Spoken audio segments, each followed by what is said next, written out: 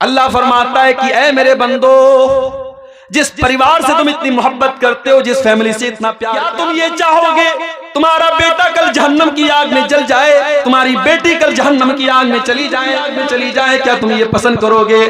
कू अनफुसकुम व अहलीकुम नारा, ऐ ईमान वालों, अपने आप और अपने बच्चों को जहन्नम की आग से बचाओ। अरे आग में जाना तो बड़ी दूर की बात है, हम तो ये भी पसंद नहीं करेंगे हमारे बच्चों को हल्की सी खरोंच भी आए और हम चैन से। तो जिंदगी में सुकून अगर मिलता है तो घर में मिलता है। आप बाहर जितनी भी ऐशो आराम से 5 स्टार घर की झोपड़ी में अपनी माँ के पास, अपनी बीवी के पास, अपने बच्चों के पास जो सुकून मिलता है वो कहीं नहीं। अन्ना मुहम्मदन अब्दुहु व रसूलुहु या अय्युहल्लज़ीना आमनुत्तक़ुल्लाहा हक़्क़ तुक़ातिही वला तमूतुन्न इल्ला व अंतुम मुस्लिमून। या अय्युहन्नासुत्तक़ू रब्बकुमुल्लज़ी ख़लक़कुम मिन नफ़्सिन वाहिदह व ख़लक़ मिन्हा ज़ौजहा व बत्थ मिन्हुमा रिजालन कसीरन व निसाअ वत्तक़ुल्लाहल्लज़ी तसाअलून बिही वल अरहाम इन्नल्लाहा काना अलैकुम रक़ीबा। या अय्युहल्लज़ीना आमनुत्तक़ुल्लाहा वक़ूलू क़ौलन सदीदा युस्लिह लकुम अअमालकुम व यग़फ़िर लकुम ज़ुनूबकुम वमन युतिइल्लाह व रसूलहु फ़क़द फ़ाज़ फ़ौज़न अज़ीमा। अम्मा बअदु फ़इन्न ख़ैरल हदीथ किताबुल्लाह व ख़ैरल हदी हदी मुहम्मदिन सल्लल्लाहु अलैहि वसल्लम व शर्रल उमूरि मुहदतातुहा व कुल्ल मुहदततिन बिदअह व कुल्ल बिदअतिन ज़लालह व कुल्ल ज़लालतिन फिन्नार। अऊज़ु बिल्लाहि मिनश शैतानिर रजीम। बिस्मिल्लाहिर रहमानिर रहीम। वक़र्न फ़ी बुयूतिकुन्न वला तबर्रजन तबर्रुजल जाहिलिय्यतिल ऊला व अक़िम्नस्सलात व आतीनज़्ज़कात व अतिअनल्लाह व रसूलह इन्नमा युरीदुल्लाहु लियुज़हिबा अन्कुमुर्रिज्स अहलल बैति व युतहिरकुम तत्हीरा।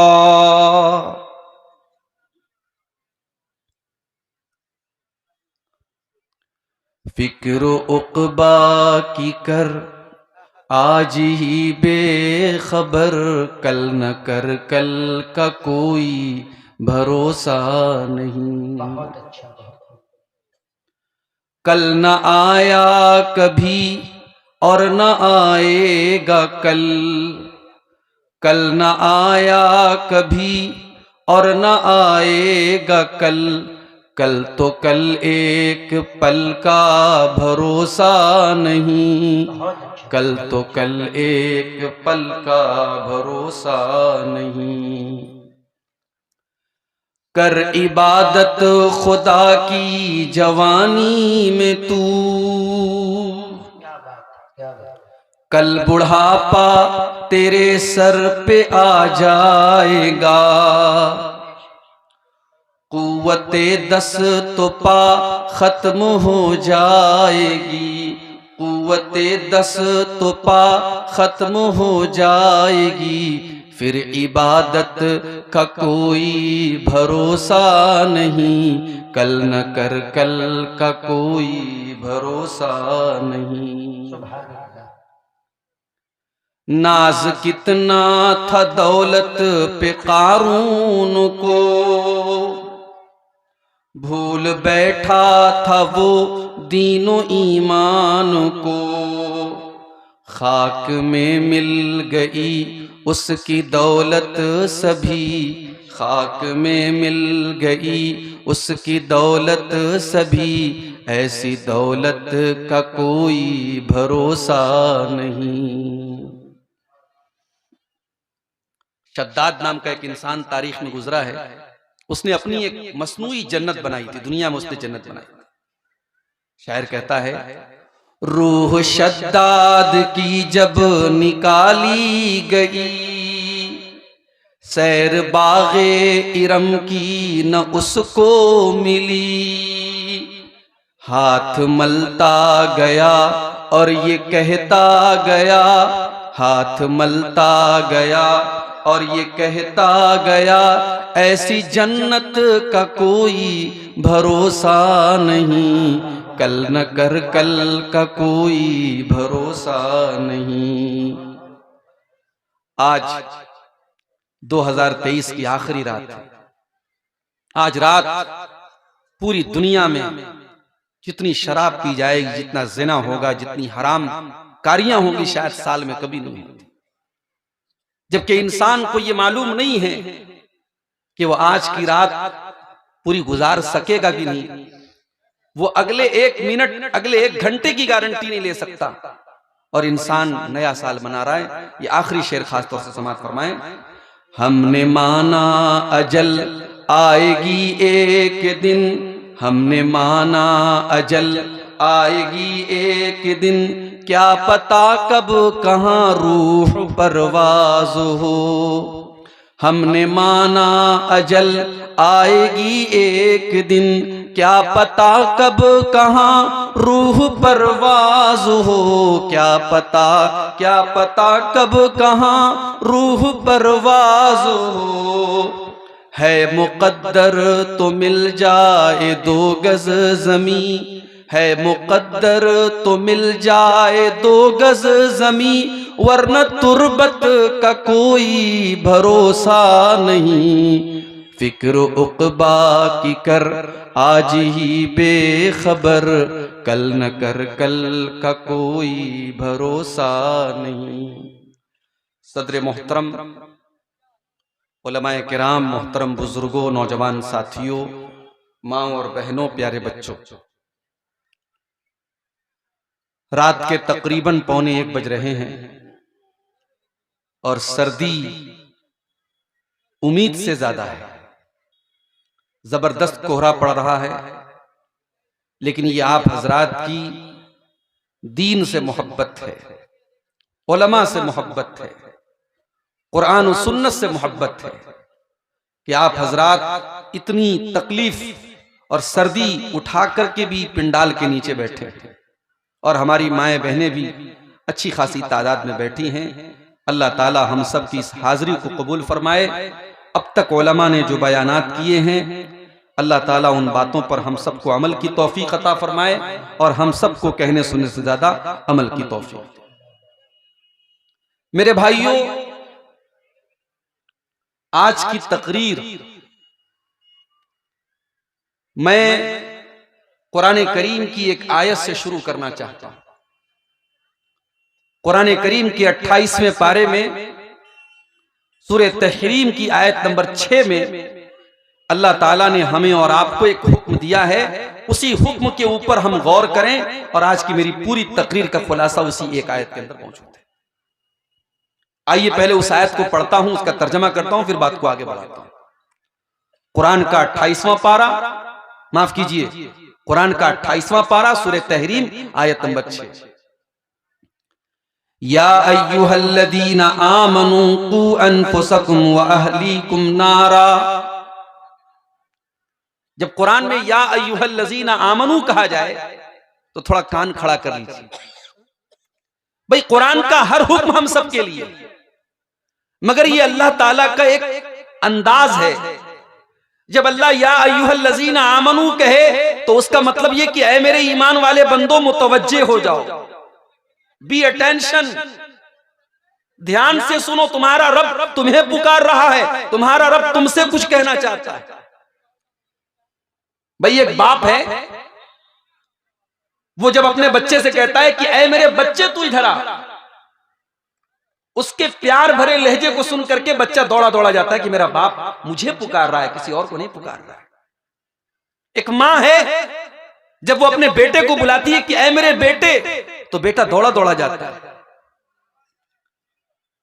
इसी तरीके से अल्लाह तबारक व तआला अपने अरबों खरबों बंदों में जब या अय्युहल्लज़ीना आमनू कह करके मुखातब करे, तो हर ईमान वाले के कान ही नहीं, उसका दिल और दिमाग भी हाजिर हो जाना चाहिए कि मेरा रब हमसे कुछ कह रहा है।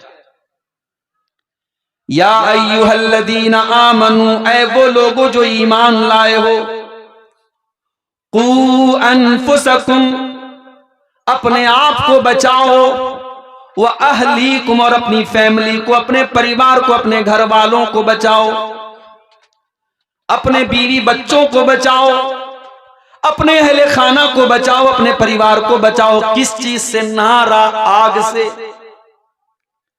कैसी आग?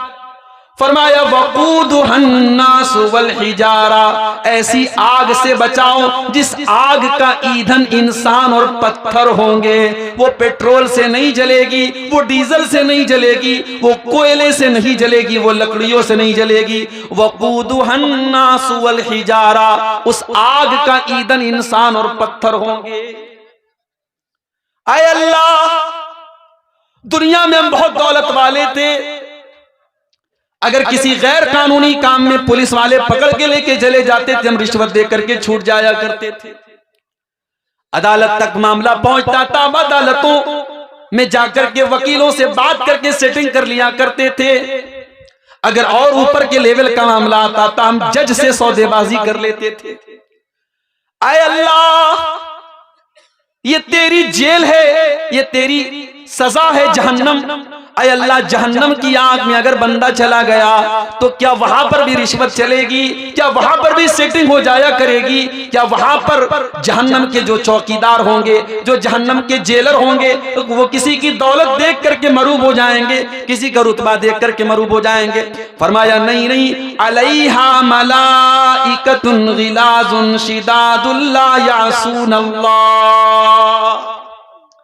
जहन्नम के दारोगा इंसान नहीं होंगे, जहन्नम के दारोगा फरिश्ते होंगे, और फरिश्ते गुनाह नहीं करते, फरिश्ते अल्लाह की नाफरमानी नहीं करते। जहन्नम के दारोगा बड़े टाइट होंगे, बड़े सख्त होंगे, बड़े स्ट्रिक्ट होंगे, और अल्लाह जितना हुक्म देगा वो उतना उसको पूरा करेगा। अब ये कुरान की आयत मैंने आपके सामने पढ़ी, इसमें जिस बात की तरफ मैं आपका ध्यान आकर्षित करना चाहता हूं, आपकी तवज्जो चाहता हूं, अल्लाह ने यह कहा कि अपने आप को बचाओ और अपनी फैमिली को बचाओ। ऐसा क्यों कहा अल्लाह?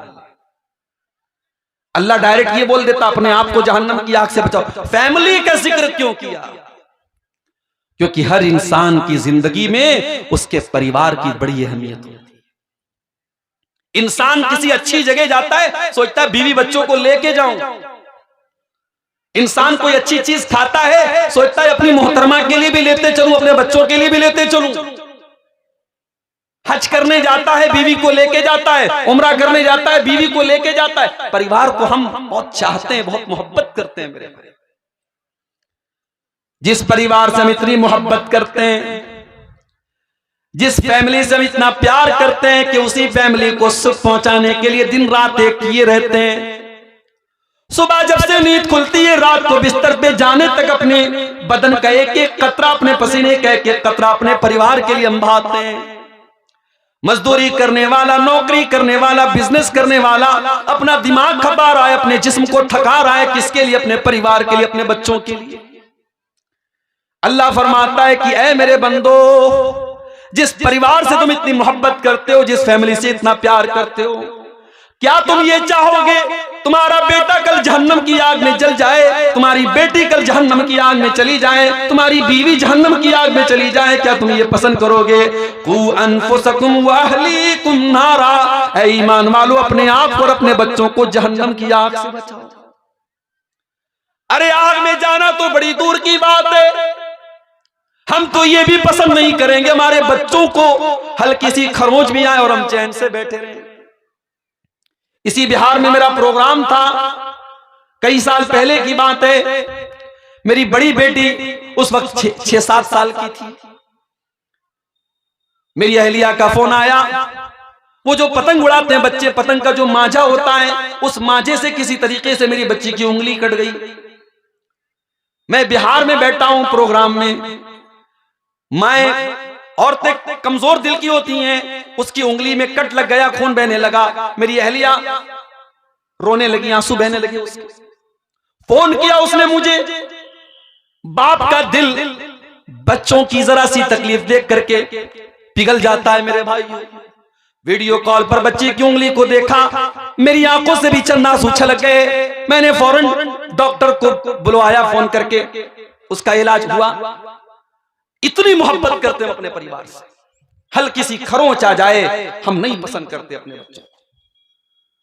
अल्लाह ताला उसी मोहब्बत को याद दिला रहा है कि ऐ ईमान वालों, जिस परिवार से तुम इतनी मोहब्बत करते हो, जिसके लिए इतनी मेहनत करते हो, कल जहन्नम की आग में तुम्हारा बेटा जलने लगेगा, तुम्हारी बेटी जलने लगेगी, तुम्हारी बीवी जलने लगेगी। क्या तुम ये पसंद करोगे? कू अनफुसकुम व अहलीकुम नारा, ऐ ईमान वालो, उस जहन्नम की आग से अपने आप को बचा लो और अपनी फैमिली को बचा लो। कभी आग में जलते हुए देखा है आपने किसी को? नहीं जलते हुए देखा है तो फलस्तीन के वीडियो जरा उठा के देख लो। शायद दुनिया की तारीख में इतने बड़े बड़े फिरौन कभी पैदा नहीं हुए जितना बड़ा फिरौन आज इस दौर में फलस्तीन पर जुल्म करने वाला, अपने आप को दुनिया का ठेकेदार समझने वाला मुल्क मौजूद है। दुनिया की तारीख में ये मिसालें न देखी गई होंगी कि कब्रों पर बुलडोजर चला करके कब्रों से मुर्दों को निकाल करके जलाया जा रहा है, छोटे छोटे मासूम बच्चों को मारा जा रहा है। हम और आप तो बड़े चैन से अपने घरों में बैठे हुए हैं, सर्दी के मौसम में रजाई ओढ़ के, गर्मी के मौसम में एसी और कूलर की हवाएं खा रहे हैं। वहां हमारे फलस्तीनी भाई कई महीनों से हजारों की तादाद में मारे जा चुके और मारे जा रहे हैं। उनके घरों को जलाया जा रहा है, उनके ऊपर मिसाइल के हमले हो रहे हैं। आग कैसी होती है जरा उनसे पूछ लो मेरे भाई। आग, जब कोई इंसान आग में जलता है ना, उसकी डेड बॉडी जब आप देखेंगे, कमजोर दिल और दिमाग का आदमी तो देख ही नहीं पाएगा, बेहोश हो जाएगा। दुनिया की आग में कोई जल जाए हम बर्दाश्त नहीं कर सकते, हम देख नहीं सकते। अय अल्लाह, जहन्नम की आग कैसी होगी? अल्लाह के प्यारे नबी फरमाते हैं, इन्नहा फुज़िलत अला नारि दुनियाकुम बितिसअतिन व सित्तीन, जहन्नम की आग दुनिया की आग से 69 गुना ज्यादा खतरनाक होगी। 69 गुना ज्यादा खतरनाक होगी। दुनिया की आग में कोई जल गया, एक बार जल गया, उसके बाद वो मर गया, काम खत्म हो गया। जहन्नम की आग में एक बार नहीं जलेगा। इन्नल्लज़ीना कफरू बिआयातिना सौफा नुस्लीहिम नारा कुल्लमा नज़िजत जुलूदुहुम बद्दलनाहुम जुलूदन गैरहा। हम जहन्नमियों को जब जहन्नम में डालेंगे, हम बार बार उनकी चमड़ी को जलाएंगे। एक बार जब उनकी चमड़ी जल जाएगी, हम दूसरी चमड़ी चढ़ा देंगे और फिर से उनको जलने की तकलीफ देंगे। बार बार वो जलने की तकलीफ को झेलेंगे मेरे भाई। हालात ये हो जाएंगे कि जहन्नमी कहेंगे जहन्नम के दारोगा से, कालू या मालिकू लियक़्दी अलैना रब्बुका। जहन्नमी कहेंगे, ए जहन्नम के दारोगा, ए मालिक, अपने रब से कह दे कि हमारा काम तमाम कर दे। ये जहन्नम की तकलीफ हमसे बर्दाश्त नहीं होती, ये जहन्नम का दुख हमसे बर्दाश्त नहीं होता। जहन्नम का दारोगा कहेगा, काला इन्नकुम माकितून, ऐ जहन्नमियों, अब इस जहन्नम में हमेशा तुमको रहना है, अब यहां मौत आने वाली नहीं है, अब बार बार तुमको जहन्नम की तकलीफ झेलना है। अल्लाह कह रहा है कि अपने घर वालों को जहन्नम की आग से, जिस बच्चे की उंगली कटना आपको गवारा नहीं है, जिस बीवी को हल्की सी आग, अगर गैस के लाइटर से भी उसकी आग में अगर आग, उसके हाथ में आग लग जाए तो आप बेचैन हो जाते हैं, उस बीवी और बच्चे को जहन्नम की आग से क्यों बचाने की फिक्र नहीं करते मेरे भाई। आज की मेरी तकरीर का उन्वान यही है मेरे भाई, कि अपने घर वालों को हम जहन्नम की आग से कैसे बचाएं। हर इंसान की जिंदगी में उसके घर की बड़ी अहमियत होती है। अल्लाह ना करे कोई अपने घर से बेघर हो जाए। तैयारियां तो कुछ ऐसी ही चल रही हैं, एक मखसूस मजहब के लोगों को आगे चल करके बहुत बुरी तरीके से टारगेट करने की तैयारियां चल रही हैं। अल्लाह हम सब की हिफाजत फरमाए। घर से बेघर कर दिया जाए, इससे बढ़ के तकलीफ और दुख नहीं है हो सकता मेरे भाइयों। इसीलिए 1400 साल पहले जब यहूदियों के कबीले ने मुसलमानों के साथ गद्दारी की और उनको उनके घरों से निकाला गया, तो अल्लाह ने इसको अपना अजाब करार दिया। वल्लज़ी अखरजल्लज़ीन कफरू मिन अहलिल किताब मिन दियारिहिम लिअव्वलिल हश्र। ऐ ईमान वालों, हमने इन अहले किताब के काफिरों को, इन यहूदियों को इनकी गद्दारी की वजह से इनके घर से निकाल दिया। युखरिबून बुयूतहुम बिअयदीहिम व अयदिल मुमिनीन। ये इतने बड़े बदबख्त थे, जब ये अपने घर को छोड़ के जाने लगे, अपने दरवाजों को तोड़ तोड़ के जा रहे थे, अपनी खिड़कियों को तोड़ तोड़ के जा रहे थे, ताकि इनके जाने के बाद कोई इनके घरों को इस्तेमाल न कर सके। अल्लाह ने कहा देखो कैसा अजाब हमारा नाजिल हो रहा है। अपने घर को छोड़ के जा रहे हैं और अपने घर को बर्बाद करके जा रहे हैं, उसको तोड़ फोड़ करके जा रहे हैं। घर बहुत बड़ी चीज होती है मेरे भाई। इंसान को जिंदगी में सुकून अगर मिलता है तो घर में मिलता है। आप बाहर जितनी भी ऐशो आराम से 5 स्टार होटल में रहें, घर की झोपड़ी में अपनी मां के पास, अपनी बीवी के पास, अपने बच्चों के पास जो सुकून मिलता है वो कहीं नहीं मिलता है। इसीलिए अल्लाह ने फरमाया अल्लाहुल्लज़ी जअल लकुम मिन बुयूतिकुम सकना। अल्लाह ने तुम्हारे घरों को सुकून का जरिया बनाया है। तुम्हें सुकून मिलता है तो तुम्हारे घर में मिलता है, क्योंकि उसी घर के अंदर तुम्हारे बच्चे होते हैं। और बच्चे कैसे होते हैं मेरे भाई? अल्लाह के प्यारे नबी मिंबर पे खुतबा दे रहे हैं, जुमा का खुतबा दे रहे हैं। आपके नवासे हजरत हसन और हुसैन सुर्ख रंग का, जिस रंग का मैं इस वक्त अभी आपके सामने ब्लेजर पहने हूं, जैकेट पहने हूं, यही सुर्ख रंग था, लाल रंग था। उसी लाल रंग का जोड़ा पहन करके अल्लाह के प्यारे नबी के ये बच्चे और नवासे मस्जिद में दाखिल होते हैं। और ये गिरते पड़ते मासूम बच्चे हैं, 4-5 साल के, ये फिसलते हुए नबी अकरम के सामने आते हैं। अल्लाह के प्यारे नबी अपने जुमा का खुतबा रोक देते हैं, अपने दोनों नवासों को अपनी गोद में उठाते हैं, अपना खुतबा रोक करके अपने बच्चों को गोद में उठाते हैं और कहते हैं ओ लोगो, अल्लाह ने कुरान में कितनी सच्ची बात कही है, इन्नमा अमवालुकुम व औलादुकुम फितना। ओ लोगो, तुम्हारा माल बहुत बड़ा फितना है और तुम्हारी औलाद बहुत बड़ा फितना है। ओ लोगो, अपने इन नवासों को देख करके मोहम्मद रसूलुल्लाह अपने ऊपर कंट्रोल न कर सके, अपना खुतबा रोक करके अपने बच्चों को दुलार करने लगे। बच्चे तो वो चीज होते हैं मेरे भाई। अल्लाह के नबी एक मर्तबा हजरत हसन को चूम रहे थे। एक देहाती बैठा था, उसने कहा अल्लाह के नबी आप बच्चों को चूम रहे हैं? आपने फरमाया क्यों? उसने कहा इन्नली अशरतम मिनल औलाद, मेरे 10 बच्चे, मैंने आज तक कभी किसी बच्चे को नहीं चूमा, किसी बच्चे को प्यार नहीं किया। अल्लाह के नबी ने फरमाया अवला अमलिकु इन नज़अल्लाहु मिन क़ल्बिका रहमा।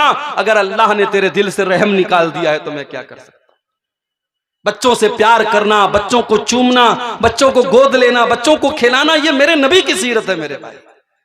बाज लोग क्या होते हैं, घर में बड़े खूंखार टाइप के होते हैं, मुस्कुरा दे तो ऐसा लगता है कि बहुत बड़ा एहसान कर दिया उन्होंने, मुस्कुरा दिया उन्होंने। एकदम खड़ूस बन करके घर में आते हैं और बड़े फख्र से कहते हैं साहब मेरे बच्चे तो मुझे देख के डर जाते हैं, मेरी बीवी मुझको देख के डर जाती है। ये कोई अच्छी बात नहीं है, आपकी बीवी आपको देख के डर जाती है। मेरे नबी की सीरत नहीं है। मेरे नबी की सीरत यह है कि बच्चे आपको देख करके खुश हो जाते थे, बीवी आपको देख करके खुश हो जाती थी। तो घर में सुकून मिलता है हमको। और घर के अंदर घरवाली है, और घरवाली का क्या कहना। अच्छा, हम ये बोलते रहते घरवाली, भाई घर तो हमारा है ना, बीवी का घर कैसे हो गया? कभी कभी शौहर लोग गुस्से में बीवी से क्या बोलते हैं, ज्यादा बोलेगी तेरे घर भेज दूंगा। बीवी के मायके को उसका घर कहा जाता है और शौहर का जो घर होता है उसको बीवी की ससुराल कहा जाता है। आज से करेक्शन कर लो, इस गलती की इस्लाह कर लो।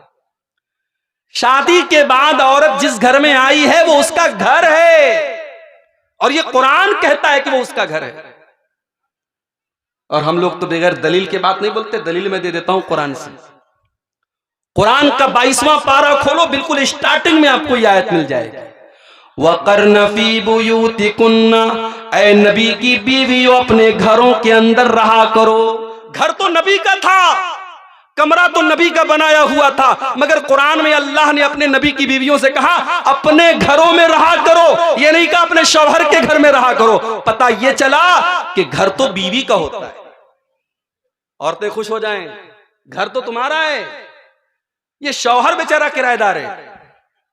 ये 24 घंटे में आप गौर करें, बीवी 24 घंटे में कभी कोई काम से चली गई, मार्केट चली गई, कोई किसी के यहां रिश्तेदारी में चली गई, वरना 24 घंटे में 20 घंटे 22 घंटे तो बीवी घर में रहती है। शौहर कितने घंटे रहता है भाई? शौहर रात में सोता है घर में, दिन में कारोबार के लिए, बिजनेस के लिए, नौकरी के लिए बाहर रहता है, उसका तो बहुत कम टाइम घर में होता है। इसलिए घर की असल मलका तो बीवी है, इसलिए औरत को घरवाली कहा जाता है और बिल्कुल सही कहा जाता है। इसीलिए अल्लाह के नबी औरत के बारे में ये फरमाते हैं कि जब तुमको अपने घर की इस्लाह करनी है, घर को बेहतर बनाना है, तो घर वाली अच्छी लाना। मुझसे पहले शायद कोई आलिम दीन तकरीर कर रहे थे औलाद के ऊपर, औलाद की तरबियत कैसे करनी चाहिए, औलाद को कैसे सुधारना चाहिए, इस पर तकरीर कर रहे थे। मैं थोड़ी बहुत बंगला मुझे भी आती है, अल्पो अल्पो बांग्ला हमें बुझते पारी, थोड़ी थोड़ी हम भी समझते हैं। तो इससे ऐसा महसूस हुआ कि औलाद की तरबियत पर वो बोल रहे हैं। मैं आपको बताऊं कि औलाद की तरबियत का ताल्लुक, अभी औलाद दुनिया में नहीं आई है, आपका रिश्ता तलाश किया जा रहा है, औलाद की तरबियत तो यहीं से शुरू हो जाती है। जब आपकी माँ आपके लिए रिश्ता तलाश करने जाए तो बोल दो अपनी माँ से कि माँ गरीब घर की बच्ची ले आना, थोड़ी शक्लो सूरत 19 हो ले आना, बहुत ऊंचा खानदान ना हो ले आना, मगर मां दीनदार बीवी मेरे लिए लाना, नेक बीवी मेरे लिए लाना, क्योंकि मेरे बच्चों की मां नेक होनी चाहिए। अल्लाह के नबी फरमाते हैं तुनकाहुल मरातुल अर्बईन, जब औरत का निकाह होता है तो 4 चीजें औरत के अंदर देखी जाती हैं। ले मालिहा, माल देखा जाता है। डुमरिया वाले क्या देखते हैं? बोलो भाई, हैं? अपाची देखते हैं? हाँ, अब ये सब भी चल रहा है भाई।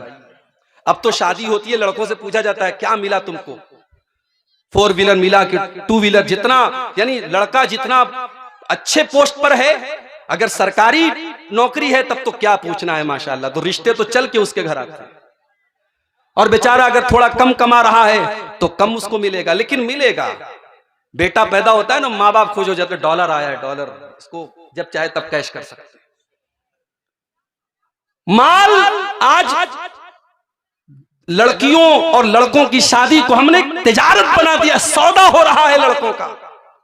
और उलमा, मैं उन लोगों की बात कर रहा हूं जो आलिम हैं, उनकी भी शादी होती, वो भी जहेज ले रहे हैं, उनके बाप भी उनका सौदा कर रहे हैं। मेरे भाइयों, शर्मानी चाहिए हमें। नबी के दौर में कभी किसी दुल्हे से ये नहीं पूछा गया तुझे जहेज में क्या मिला।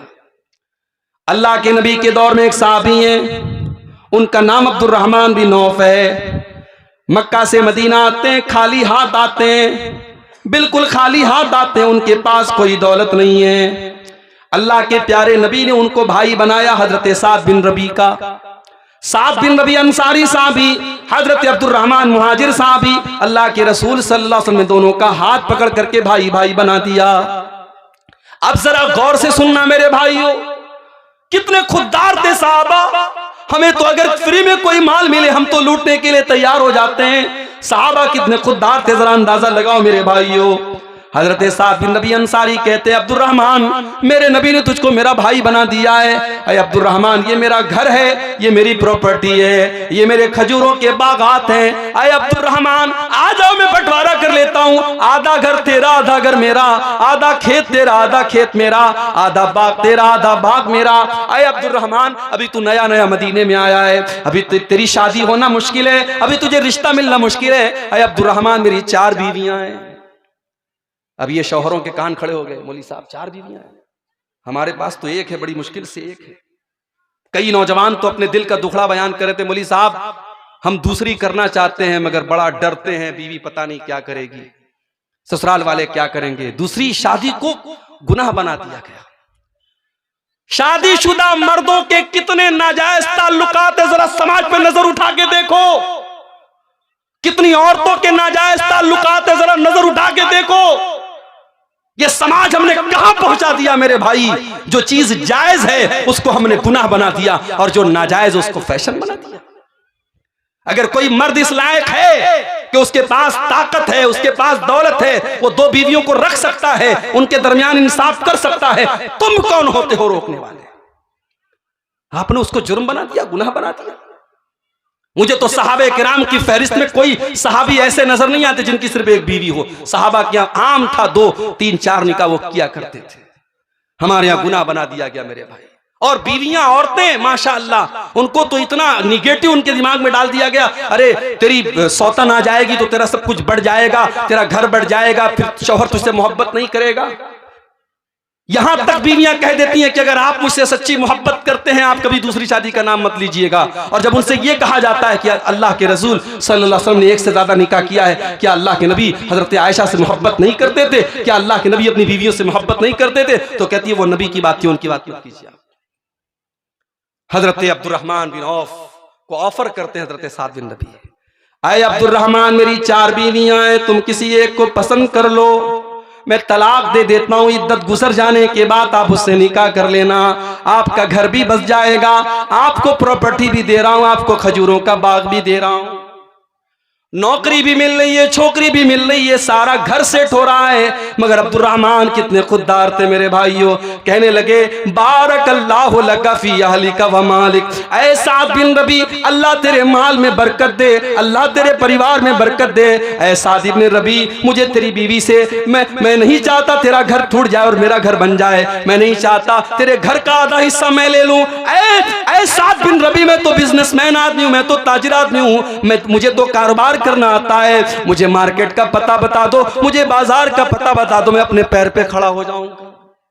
और दुनिया की नजरों ने देखा अब्दुर्रहमान बिन औफ ने हलाल बिजनेस किया, हलाल तिजारत की, घी और पनीर का कारोबार उन्होंने शुरू किया और कुछ दिनों में अल्लाह ने इतनी बरकत दी, उन्होंने एक अंसारी लड़की से शादी की। और जब शादी की तो बीवी को मेहर में उन्होंने क्या दिया? सोने की खजूर की गुठली के बराबर उन्होंने सोना दिया।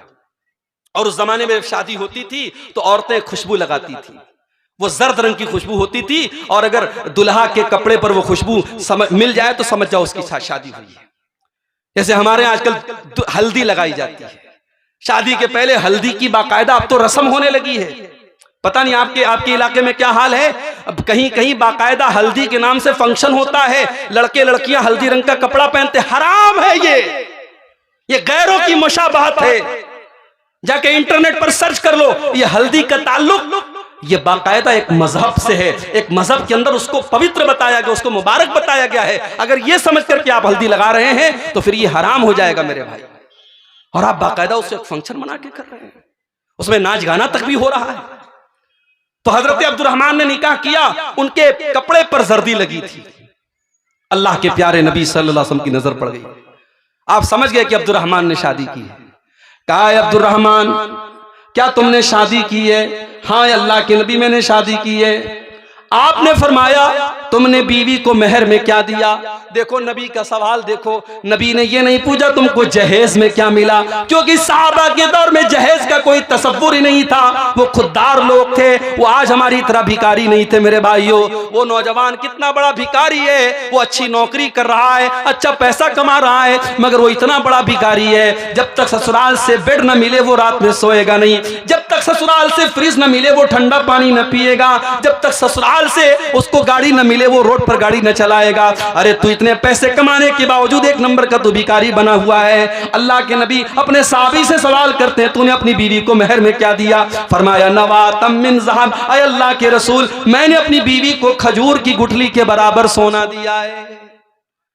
तो जब शादी करते हैं तो लोग माल देखते हैं, वह जमालिहा, और कुछ लोगों की नजर खूबसूरती पर होती है। माँ चाहती है मेरी बहू ऐसी आए, पूरे गांव में पूरे इलाके में तारीफ हो, बहुत खूबसूरत बहू आई है। सिर्फ खूबसूरती देखी जाती है, सिर्फ रंग देखा जाता है। अगर अच्छी लड़की देख के आए, सब कुछ अच्छा है, दीनदार है, नमाजी है, पर्दा करने वाली है, लेकिन रंग थोड़ा सा दबा है, तो माँ करके कहती है रिश्ता तो बहुत अच्छा था, लेकिन लड़की का रंग थोड़ा सा दबा हुआ था, लड़की की हाइट थोड़ी सी कम थी। ओ लोगों, इन छोटी छोटी चीजों को तवज्जो न दो। वो लड़की जिसकी हाइट थोड़ी कम है, उसको भी अल्लाह ने बनाया है, जिसका रंग थोड़ा सा दबा हुआ है, उसको भी अल्लाह ने बनाया है। अगर वो दीनदार है, पढ़ी लिखी है, खूबसूरत है, अगर वो लड़की अच्छे खानदान की है, उसकी दीनदारी को देख करके उससे निकाह कर लो। उस छोटी सी बुनियाद पर उसके रिश्ते को रिजेक्ट मत करो। अल्लाह के नबी कहते कुछ लोग खूबसूरती देखते और कुछ लोग वले हसबिहा, उसका खानदान देखते हैं, हमारी बिरादरी से मैच करती है कि नहीं, हमारे कबीले से मैच करती है कि नहीं, जिस खानदान से हम उस खानदान से मैच करती है कि नहीं। वले दीनिहा, और कुछ लोग लड़की की दीनदारी देखा करते हैं। अल्लाह के नबी फरमाते फज़फर बिज़ातिद्दीन, जब तुम लड़की देखने जाओ तो दीनदार लड़की देखो, दीनदार बीवी अपने घर में लेके आओ, तुम कामयाब हो जाओगे। घर को जहन्नम से बचाना है, बच्चों को जहन्नम से बचाना है, तो रिश्तों में मेरे भाइयों दीनदारी देखो। और जब लड़की के लिए लड़का देखने जाओ तब भी दीनदारी देखो। और मैं एक बड़ी पॉइंट की बात बता रहा हूं अपनी बहनों से, किसी बेदीन से शादी करने से बेहतर है, किसी बेदीन की एकलौती बीवी बनने से बेहतर है किसी दीनदार की एक और दूसरी बीवी बन जाए, तीसरी बन जाए। वो इंसान जिसके पास दीन नहीं है, जिसके पास अखलाक नहीं है, वो आज नहीं तो कल तुम्हें पछताने पर मजबूर कर देगा। इमाम हसन बसरी के पास एक आदमी आया, उसने कहा इमाम साहब मेरी बेटी बहुत खूबसूरत है, बहुत अच्छी है, पढ़ी लिखी है, कसूरा खुत्ताब हुआ, मेरी लड़की के लिए बहुत सारे रिश्ते आ रहे हैं, मैं अपनी बेटी की शादी किससे करूं। गौर से सुनना, इमाम हसन बसरी जवाब देते हैं कि अपनी बेटी की शादी ज़व्विजहत तक़ी, अपनी बेटी की शादी किसी मुत्तकी इंसान से कर दो, किसी ऐसे इंसान से कर दो जो मुत्तकी हो, जो परहेजगार हो, जो अल्लाह से डरने वाला हो। क्योंकि ऐसा इंसान जब तुम्हारी बेटी से शादी करेगा, इन अहब्बहा अकरमहा, अगर तुम्हारी बेटी से मोहब्बत करेगा तो इज्जत देगा, व इन करिहा, और अगर किसी वजह से मियाँ बीवी में निभाव ना हो सका, अगर मियाँ बीवी में मोहब्बत ना हो सकी, तो आपकी बेटी को वो जलील नहीं करेगा। दीनदार इंसान को अपना दामाद बनाओ। इसीलिए अल्लाह के प्यारे नबी फरमाते हैं इज़ा खतब इलैकुम मिम्मन तरज़ौना दीनहु व खुल्क़हु, जब तुम्हारी बेटी के लिए ऐसा रिश्ता आए, लड़का दीनदार है, लड़का अच्छे अखलाक वाला है, फज़व्विजूहु, तो जल्दी से निकाह कर दो। ये मत देखो कि ज्यादा कमाता है कि नहीं कमाता है, हमारे बराबर के लोग हैं कि नहीं, पक्का मकान बनाए कि नहीं बनाए, सरकारी नौकरी है कि नहीं है। अगर लड़का दीनदार है, अगर लड़का अच्छे अखलाक वाला है, अपनी बेटी की शादी उस लड़के से कर दो। इल्ला तफालू, अगर तुम ऐसा नहीं करोगे, तकुन फितनतुन फिल अर्दी व फसादुन अरीज, तो जमीन के अंदर फितना और फसाद फैल जाएगा। और फसाद आज फैल चुका है मेरे भाई। समाज के अंदर ज़िनाकारी और बदकारी इतनी तेजी से बढ़ रही है कि शायद आपको अंदाजा नहीं है। 9-9, 10-10 साल की बच्चियां, 13-14 साल के बच्चे, आज उनके भी रिलेशन से, उनके भी ताल्लुकात हैं, उनके भी मोबाइल पर उनके भी चक्कर चल रहे हैं। समाज इस मुहाने पर और इस दहाने पर जाके खड़ा है मेरे भाई। जो बच्चियां अभी ढंग से बालिग नहीं हुई हैं, जो बच्चे अभी ढंग से जवान नहीं हुए हैं, आज इंटरनेट ने उनको भी बालिग और जवान बना दिया है। मैं बड़े साफ अल्फाज में कहता हूं, ये दौर सहाबा का नहीं है, ये दौर ताबेईन का नहीं है। इस दौर में न मर्दों की नजर झुकी है, न औरतों के जिस्म पर वो पर्दा है जो होना चाहिए। इस दौर में अपनी नौजवान नस्ल को बचाना है, निकाह टाइम से करो और उनकी निकाह में, उनकी शादी में दीनदारी को प्रीफर करो, दीनदारी को तरजीह दो मेरे भाई। अगर घर वालों को जहन्नम की आग से बचाना है, ये पहला उसूल याद रख लो। अच्छा, हम लोग जब घर बनाते तो क्या करते हैं? सबसे पहले हम घर की बुनियाद को मजबूत करते हैं। अगर घर की बुनियाद मजबूत ना हो तो जितनी भी ऊंची बिल्डिंग बना ले, एक दिन बिल्डिंग गिर जाएगी, क्योंकि बुनियाद कमजोर है। अगर आप अपने घर को जहन्नम की आग से बचाना चाहते हैं, अपने घर की बुनियाद दीनदारी पर रखना, तकवा के ऊपर रखना। अफमन अस्सस बुनियानहु अला तक़वा मिनल्लाह, वरिज़वानिन, जो अपने घर की बुनियाद अल्लाह के तकवा पर रखेगा, अल्लाह की रजा पर रखेगा, अल्लाह ने फरमाया वो ज्यादा बेहतर है। अम्मन अस्सस बुनियानहु, या वो इंसान बेहतर है जिसने अपने घर की बुनियाद एक गड्ढे के ऊपर रखी है जो जहन्नम में गिरने वाला है। तकवा के ऊपर अपने घर की बुनियाद रखो। बेईमानी करके, चोरी करके, हराम तरीके से अगर पैसा कमा करके घर बना भी लिया, आज नहीं कल वो घर आपके घर वालों के लिए जहन्नम का जरिया बनेगा, बच्चों को बर्बाद करेगा, बीवी को बर्बाद करेगा। और आज देख लीजिए घर के क्या हालात है। कहीं सास बहू का मसला चल रहा है, कहीं देवर भाभी का मसला चल रहा है, कहीं ननद और भाभी में झगड़ा चल रहा है, कहीं देवरानी जेठानी में मसला चल रहा है। आज घरों में झगड़े हैं, लड़ाई है, बरकत नहीं है, सुकून नहीं है, चैन नहीं है, क्योंकि बुनियाद गड़बड़ है, बुनियाद तकवा पर नहीं है, बुनियाद दीनदारी पर नहीं है। मेरे भाई, अगर घर वालों को जहन्नम की आग से बचाना है, घर के गार्जियन को चाहिए कि वो अपनी जिम्मेदारी को समझे। रात को 12 बजे लड़का अगर घर में आ रहा है, बाप की जिम्मेदारी है पूछे तू कहां था। रात को जो लड़का 12 बजे आएगा, सुबह 5 बजे फजर की अजान में उसकी नींद कैसे खुलेगी। जवान बेटी रात को 2 बजे व्हाट्सएप पर चैटिंग कर रही है, माँ की जिम्मेदारी है वो देखे वो किससे बातें कर रही है रात को 2 बजे, कौन सी ऐसी बात है जो रात को 2 बजे हो रही है।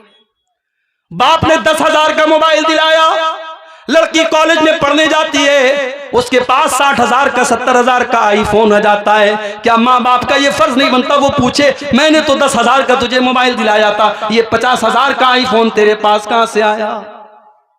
वो लोग अगर गार्जियन हो, अगर बाप हो, अगर माँ हो, अगर तरबियत करते हो तो तरबियत करने का हक अदा करो, वरना कान खोल करके सुन लो, माँ के कदमों के नीचे जन्नत जरूर है और बाप जन्नत का दरवाजा जरूर है। लेकिन अगर माँ ने माँ होने का हक अदा न किया, अगर बाप ने बाप होने का हक अदा न किया, तो अल्लाह के नबी ये भी फरमाते हैं कि जिसके कंधे पर अल्लाह ताला ने कोई जिम्मेदारी डाली और उस जिम्मेदारी को उसने सही तरीके से पूरा नहीं किया, हर्रमल्लाहु अलैहिल जन्ना, उस इंसान के ऊपर जन्नत हराम हो जाएगी।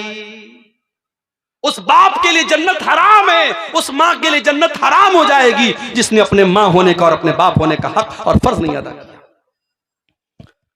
क्रिसमस का त्योहार अभी हमारे ईसाई भाइयों ने मनाया और हमारा मुसलमान बड़े शौक से मैरी क्रिसमस और हैप्पी क्रिसमस की मुबारकबाद दे रहा है फेसबुक के ऊपर। और जो थोड़ा सा राजनीति में है, पॉलिटिक्स में है, वो बेचारे तो उनको और बुखार चढ़ा है अपनी महानता दिखाने का, वो तो फटाफट फेसबुक के ऊपर क्रिसमस मुबारक। हमारे ईसाई भाइयों को क्रिसमस मुबारक। क्रिसमस का त्योहार क्यों मनाया जाता है मालूम है आपको? क्रिसमस का त्योहार मनाने वाला ये अकीदा रखता है कि 25 दिसंबर को हजरत ईसा पैदा हुए जो अल्लाह के बेटे थे। नऊजुबिल्लाह। हमारा अकीदा ये नहीं है मेरे भाई। हमारे अकीदे के मुताबिक ये कुफ्र है, ये अल्लाह को गाली देना है, ये अल्लाह की तौहीन है कि अल्लाह का किसी को बेटा करार दिया जाए। अल्लाह बड़े गुस्से में फरमाता है कुरान में, वक़ालु इत्तख़ज़र रहमानु वलदा लक़द जीतुम शैअन इद्दा तकादुस समावातु यतफ़त्तरन मिन्हु व तनशक़्क़ुल अर्दु व तख़िर्रुल जिबालु हद्दा अन दअू लिर्रहमानि वलदा। ये लोग कहते कि रहमान ने बेटा जना है, रहमान का बेटा है। अरे तुम कितनी गंदी बात अपने मुंह से निकाल रहे हो, इतनी खतरनाक बात अपने मुंह से निकाल रहे हो कि आसमान फट जाए और जमीन फट जाए और पहाड़ गिर जाए तो ये उतनी बड़ी बात नहीं है जितनी बड़ी बात ये है कि तुम अल्लाह का बेटा किसी को करार दे रहे हो। अल्लाह को गाली देना है, अल्लाह को बुरा भला कहना है, ये अगर कोई कहता है कि अल्लाह का बेटा है और आप उसको मुबारकबाद दे रहे साहब। हाँ, जाओ अपने ईसाई भाई से मोहब्बत करते हो, अगर उससे तुम्हें ताल्लुक और लगाव है तो जा करके उसको कुरान से हजरत ईसा की पैदाइश का वाकया सुना देना, उसको हजरत मरियम का वाकया सुना देना। मरियम पैदा हुई, मरियम की माँ ने नजर मानी कि अल्लाह अगर तूने मुझे बेटा दिया, उस बेटे को मैं तेरी राह में लगा दूंगी, उस बेटे को मैं बैतुल मुकद्दस का खादिम बनाऊंगी। हाय हाय, आज वो माएँ दुनिया से खत्म हो गई जो अपने बच्चों को दीन के रास्ते में लगाया करती थी। आज तो माँ का सपना क्या है, अय अल्लाह मुझे ऐसा बेटा दे जो डॉक्टर बन जाए, जो इंजीनियर बन जाए, जो वकील बन जाए, जो जज बन जाए, जो पुलिस ऑफिसर बन जाए। मेरे भाइयों, अगर माँ का ये सपना है कोई गलत बात नहीं है, मगर वो माएँ समाज से खत्म हो गई जो ये चाहत रखती थी कि अल्लाह मेरा बेटा कुरान का हाफिज बन जाए, अय अल्लाह मेरा बेटा दीन का आलिम बन जाए, अय अल्लाह मेरा बेटा दीन की खिदमत करने वाला बन जाए। इमाम बुखारी रहमतुल्लाह अलैह, उनकी मां का वाकया, उनकी सीरत लिखने वालों ने लिखा है, इमाम बुखारी की अभी उम्र बहुत कम थी, बहुत छोटे से थे, 4-5 साल के थे। एक मर्तबा इमाम बुखारी बहुत बीमार हो गए, बुखार चढ़ गया उनको, और बुखार ऐसा चढ़ा, इतना सख्त बीमार हो गए इमाम बुखारी, उनकी आंखों की रोशनी चली गई। उनकी मां का बड़ा सपना था मेरा बेटा नबी की हदीसों का आलिम बने, नबी की हदीसों को याद करे, नबी की हदीसों का प्रचार प्रसार करे। मां ने देखा बच्चे की आंखें चली गई। मां रात में मुसल्ले पर बैठ गई, तहज्जुद की नमाज पढ़ करके अल्लाह की बारगाह में दुआ करती, कहे अल्लाह मेरा बच्चा अंधा हो चुका है, मेरे बच्चे की बीनाई चली गई है, अय अल्लाह मेरा बच्चा कैसे तेरे नबी की हदीसों को याद करेगा, कैसे वो किताबों का मुताला करेगा। अय अल्लाह अपनी इस बंदी की, इस दुखियारी बंदी की दुआ को सुन ले, अय अल्लाह मेरे बच्चे की बीनाई को लौटा दे। हाय हाय, मां की दुआ में बड़ी ताकत होती है मेरे भाई। उस मां ने रात की तारीकी में जो दुआ की, अल्लाह ने उस दुखियारी मां की दुआ को कबूल किया। मां तहज्जुद पढ़ करके सो गई, ख्वाब में हजरत इब्राहीम अलैहिस्सलाम की ज़ियारत हुई, और हजरत इब्राहीम ने कहा कि ऐ इमाम बुखारी की मां, मोहम्मद बिन इस्माइल की मां, तेरे बच्चे की बिनाई को अल्लाह ताला ने लौटा दिया है। मां ने फौरन आंखें खोली और देखा इमाम बुखारी रहमतुल्लाह अलैह बिल्कुल सही तरीके से देख रहे हैं। ये करामत थी हजरत इमाम बुखारी की मां की और उनकी। मेरे प्यारे साथियों, ये माएँ थी जो अपने बच्चों के लिए फिक्र किया करती थी। जाओ अपने ईसाई भाई को बताओ कि मरियम की मां ने भी नजर मानी थी कि अल्लाह बेटा होगा तो तेरे दीन में लगा दूंगी, और बेटी पैदा हो गई। मरियम की मां बहुत उदास हो गई, कहने लगी अल्लाह मैंने बेटी को जन्म दे दिया। अल्लाह ने फरमाया वलैसा ज़करु कल उन्सा, ऐ मरियम की मां अगर तुझे बेटा होता तो ऐसा ना होता जैसी ये बेटी हुई है। उसका नाम मरियम रखा। उसके बाद मां का इंतकाल हो गया और मरियम की परवरिश उनके खालू हजरत ज़करिया अलैहिस्सलाम करने लगे। ज़करिया अलैहिस्सलाम बहुत अल्लाह के नेक और मुत्तकी बंदे थे, अल्लाह के पैगंबर थे, और दिन रात वो अल्लाह के घर में रहा करते थे, मस्जिद में रहा करते थे, मेहराब में रहा करते थे, और उसी मेहराब में हजरत मरियम की परवरिश भी कर रहे थे।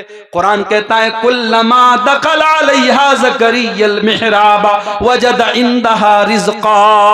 हजरत ज़करिया जब मस्जिद में आते हैं तो क्या देखते हैं? अनार का मौसम नहीं और मरियम के पास अनार मौजूद है, आम का मौसम नहीं आम मौजूद है, सेब का मौसम नहीं सेब मौजूद है, जिस फल का मौसम नहीं वो फल मौजूद है। काल अन्ना लकी हाज़ा या मरियम, कहते हैं मरियम तेरे पास ये फल कहां से आया? कालत हुवा मिन इंदिल्लाह, मरियम कहती है कि ऐ खालू जान ये फल अल्लाह ताला की तरफ से आया है। इन्नल्लाह यर्ज़ुक़ु मन यशाउ बिगैरि हिसाब, अल्लाह जिसको चाहता है बेहिसाब रोजी देता है। ऐ खालू जान ये अल्लाह की तरफ से आया। हजरत ज़करिया ने हमें सबक दिया, अगर अपने घर को बचाना चाहते हो जिम्मेदार मां बनो, जिम्मेदार बाप बनो। मगर आज का बाप तो बेगैरत बन चुका है। जवान बेटी को बाइक पे बाप घुमा रहा है, मेकअप करके, लिपस्टिक लगा करके, मस्कारा चस्कारा लगा करके और सज धज करके जवान बेटी बाइक पर बाप के पीछे बैठी है, भाई के पीछे बहन बैठी है, पूरे गांव की सैर करा रहा है और पूरा गांव उसकी बेटी और उसकी बहन के हुस्न की नुमाइश कर रहा है। वो बाप बेगैरत है। अगर उसकी बेटी और उस भाई की बहन अगर अल्लाह क्या गुनहगार होगी, अल्लाह की कसम वो बाप भी गुनहगार होगा, वो भाई भी गुनहगार होगा। बड़े सख्त अल्फाज में अल्लाह के प्यारे नबी ने फरमाया सलासतुन ला यंजुरुल्लाहु अज़्ज़ व जल्ल इलैहिम यौमल क़ियामा, तीन ऐसे बदनसीब लोग होंगे जिनकी तरफ अल्लाह ताला कयामत के दिन देखेगा भी नहीं, वला युकल्लिमुहुम, उनसे बात भी नहीं करेगा, वला युज़क्कीहिम, उनको पाक और साफ भी नहीं करेगा। नंबर 1 अल आक़ु लिवालिदैहि, अपने माँ बाप को तकलीफ पहुंचाने वाला, अपने माँ बाप को दुख देने वाला, अपने माँ बाप की आंखों में आंसू लाने वाला। अब ये हमारे मुज़क्किर साहब शायरी पढ़ रहे थे माँ के ऊपर, मुझे अपनी माँ की याद आ गई। 3-4 साल पहले मेरी वालिदा का इंतकाल हो गया। माँ बड़ी अनमोल हस्ती होती है मेरे भाई, मगर एक बड़ी प्रैक्टिकल बात आपको बता रहा हूं। जब एक इंसान की शादी होती है, जिंदगी में बहुत सारे ऐसे मोड़ आते हैं जब वो सोचता है कि मैं माँ और बीवी के दरमियान मैं किसका सपोर्ट करूं। माँ का सपोर्ट करता हूं, बीवी नाराज होती है।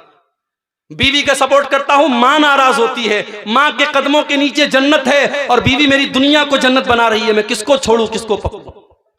ऐसे मौके पर मैं अपनी माँ से कहना चाहूंगा कि अगर अल्लाह ने आज आपको सास बनाया है और आप ये चाहती है कि आपकी बहू आपको अपनी माँ समझे, तो अल्लाह की वास्ते आप भी अपनी बहू को बेटी का दर्जा दीजिए। हम समाज में ये अजीब मेयार देखते हैं कि दामाद और बहू जो काम करें, सास अगर बेटी के घर पहुंची, बेटी चाय बना रही है, दामाद बच्चे को गोद में खिला रहा है, बीवी का सपोर्ट कर रहा है, बीवी की मदद कर रहा है, तो सास कहती है माशाल्लाह मेरा दामाद बड़ा नेक है, मेरी बेटी का बड़ा साथ देता है। और वही औरत जब घर में आती है और अपने बेटे को देखती है बहू का सपोर्ट कर रहा है, कहती है मेरा बेटा तो बिल्कुल जोरू का गुलाम बन चुका है। डबल स्टैंडर्ड क्यों है, डबल मेयार क्यों है? जो चीज आपकी बहू आपकी बेटी और दामाद के लिए सही थी, वो आपकी बहू और आपके बेटे के लिए गलत कैसे हो गई? मेरी माँ, आपको भी समझदारी से काम लेना पड़ेगा। घर को टूटने से बचाना है तो एक माँ को यह सोचना पड़ेगा, कल मेरा बेटा कुंवारा था, कल उसकी जिंदगी में कोई औरत नहीं थी, कल जितना मुझको समय देता था, कल मुझे मेरा जितना ख्याल रखता था, अब उसकी जिंदगी बट गई है, अब उसकी जिंदगी में एक औरत बीवी बन के आई है, अब वो मुझे उतना समय नहीं दे पाएगा, अब कुछ चीजों में मुझे कॉम्प्रोमाइज करना पड़ेगा। जब तक एक माँ ये नहीं समझेगी, माँ बेटे का रिश्ता पहले के जैसा नहीं होगा। और अगर समझदारी से काम नहीं लिया उस सास ने और उस बेटे ने, कितने घरों में हम देखते हैं कि शौहर अपनी बीवी के सपोर्ट में माँ से लड़ने लगता है, माँ को गालियां तक लोग दे देते हैं, माँ को बुरा भला भी कह देते हैं। मेरे भाइयों, एक माँ की बड़ी जिम्मेदारी होती है। अपने घर को बचाना है तो समझदारी से काम करो और आगे बढ़ो। जहन्नम की आग से घर को बचाना है, घर में नमाज का माहौल पैदा करो। मैं वो हदीस पढ़ रहा था, अल्लाह के नबी ने फरमाया कि 3 लोग ऐसे हैं जिनकी तरफ क़यामत के दिन अल्लाह ताला न देखेगा न बात करेगा। नंबर 1, अल-आक़िल वालिदैहि, अपने माँ बाप को सताने वाला। नंबर 2, वल मरअतुल मुतरज्जिला, मर्दों की नकल करने वाली औरत, मर्दों की कॉपी करने वाली औरत, जो मर्दों की तरह छोटे छोटे बाल कर ले, मर्दों की तरह टी-शर्ट पहन करके घूमे, मर्दों की तरह मर्दों के कपड़े पहने, मर्दाना चाल चले, मर्दाना तरीके से बात करे, ऐसी औरत पर अल्लाह की लानत हो। और तीसरा कौन है? अद्दयूस, वो बेगैरत मर्द, वो बेगैरत बाप, वो बेगैरत शौहर, वो बेगैरत भाई। अल्लज़ी युक़िर्रु फ़ी अहलिल खुबुस, जिसके घर में बेपर्दगी हो रही है, जिसके घर में बेहयाई हो रही है और उसको कोई फर्क नहीं पड़ रहा है। इसलिए जो बाप अपनी बेटी को बेपर्दा घुमा रहा है, जो शौहर अपनी बीवी को बेपर्दा घुमा रहा है, वो अपनी जहन्नम तैयार कर रहा है, अपने आप को और अपनी फैमिली को जहन्नम की आग में लेके जा रहा है, जबकि हमारा काम अपने परिवार को जहन्नम की आग से बचाना है मेरे भाई। लेकिन यहां एक बात और समझ लीजिए, किसी घर में ऐसा भी हो रहा है, घर के बाहर बड़ा पर्दा है साहब, लड़की जब भी निकलती है सर से पैर तक नकाब में निकलती है, माँ भी नकाब में, बेटी भी नकाब में, बहन भी नकाब में, लेकिन घर के अंदर का माहौल बड़ा खराब है। घर के अंदर भाभी और देवर में बड़ा हंसी मजाक चल रहा है, देवर बड़ी बेहुदा और गंदी गंदी बातें भाभी से कर रहा है और भाभी कहती है अरे ये तो मेरा देवर है, मजाक में उड़ा देती है।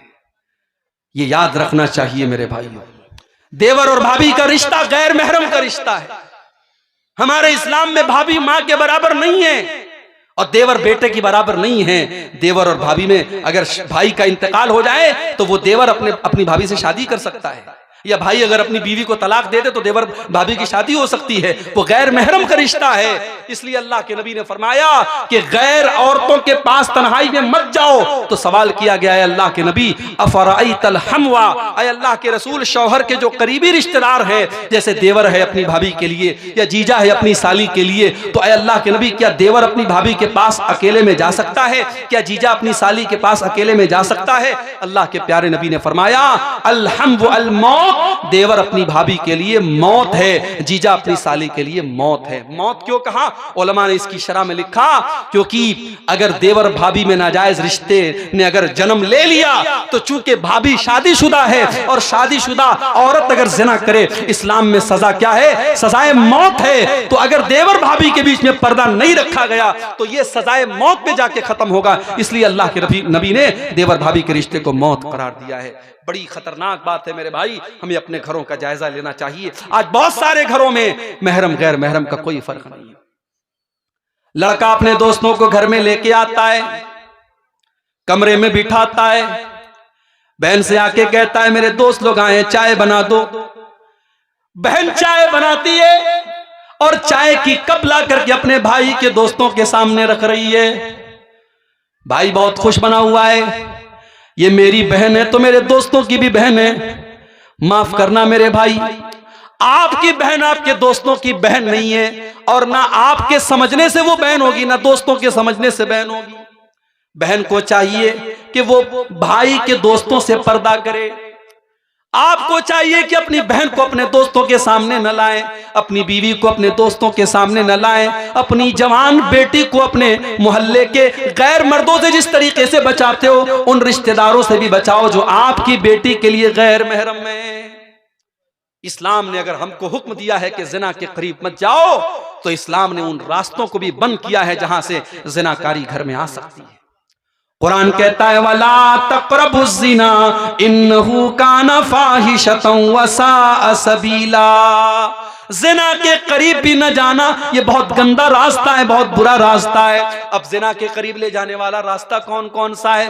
कुरान कहता है वक़ुल लिल मुमिनीना यग़ुद्दू मिन अबसारिहिम व यहफ़ज़ू फ़ुरूजहुम। ऐ नबी, ईमान वाले मर्दों से कह दो जब वो रास्ते में चला करें तो अपनी निगाहों को नीची रखा करें और अपनी शर्मगाह की हिफाजत करें। ये भी याद रखो, अगर औरत को पर्दे का हुक्म है तो मर्द को अपनी अपनी नजरों को झुकाने का हुक्म है।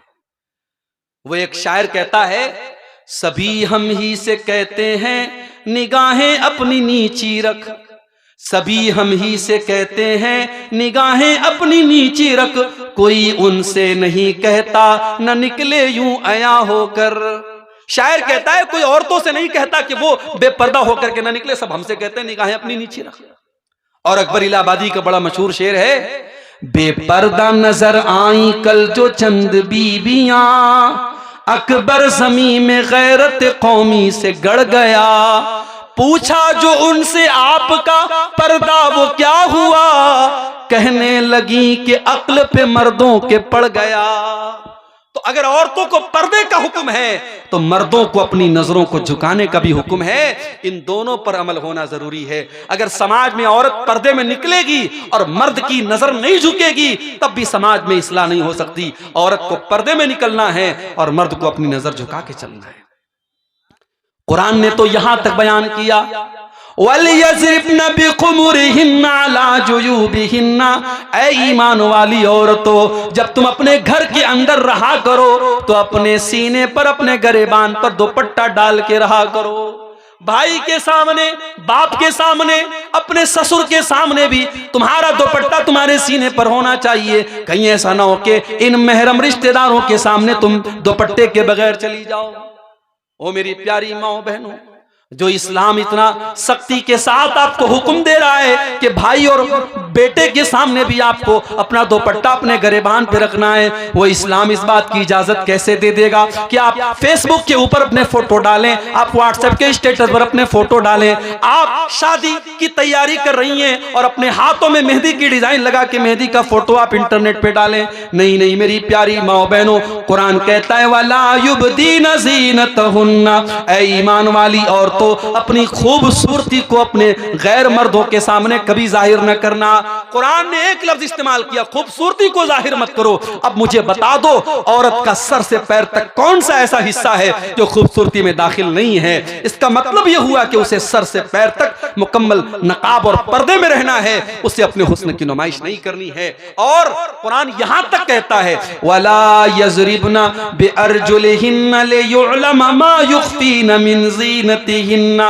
ऐ ईमान वाली औरतों, जब तुम पायल पहन करके अपने घर में चला करो तो जोर जोर से जमीन पर पांव मार के न चला करो, तुम्हारे पायल की झनकार गैर मर्दों तक पहुंचे, ये इस्लाम को गवारा नहीं है।